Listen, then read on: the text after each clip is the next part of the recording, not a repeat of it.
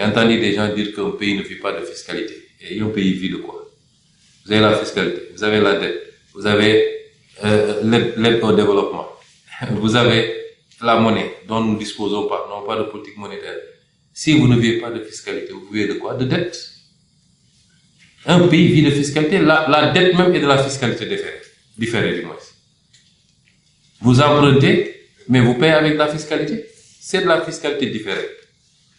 Un pays vit de fiscalité. Ça ne veut pas dire que la fiscalité doit étouffer le pays. Ça n'a jamais voulu dire ça. Moi, je suis partisan d'une politique fiscale que je défends depuis très longtemps. Des taux les plus modérés possibles, une assiette la plus large possible. Et c'est ça qu'on va mettre dans la réforme fiscale. Mais la fiscalité, ce que nous partageons,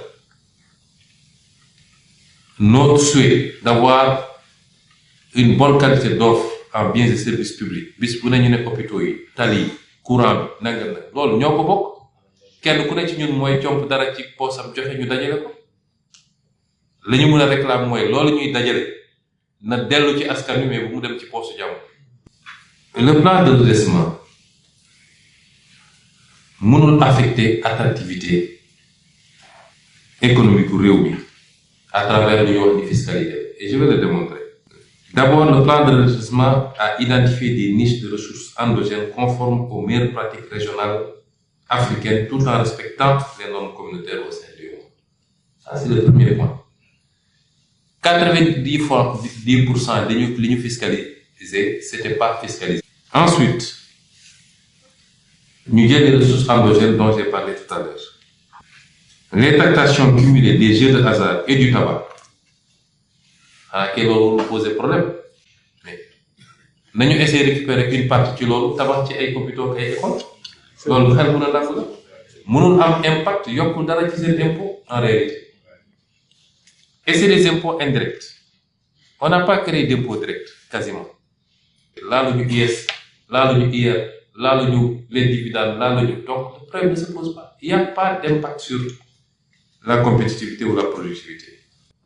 Ce que ce plan de redressement aura démontré, c'est qu'on a la possibilité, on avait la possibilité de multiplier notre budget national annuellement par 1,5 pratiquement. Parce que sur les à moins de 2000 milliards, en plus de ce qui était prévu, ça veut dire que nous avons une capacité beaucoup. Et plus on aura cette capacité, plus on offrira à l'État les moyens d'agir pour offrir les biens et services publics attendus par les citoyens. Et dont l'exécution sera faite par vous, secteur privé. C'est cette relation de causalité qu'on est en train d'essayer d'établir. Donc ça va au-delà de cette question ponctuelle de comment faire pour sortir de cette situation. Parce que si on sort de cette situation d'ici 2028, 2027, 2028 au plus tard, on a réussi à ramener en tout cas à contribuer à ramener le taux d'endettement à des proportions raisonnables, 70% peut-être, à ramener le déficit à 3%. On continue à travailler, ça veut dire que l'année yok ci budget bi, mais c'est un supplément boo xam mën nañ ko orienter fi ñu bëgg. Si on doit avoir 2000 ou 3 milliards de plus, en plus du budget, boo xam dañ koy xëpp ci économie bi. Voyez l'impact que ça va faire.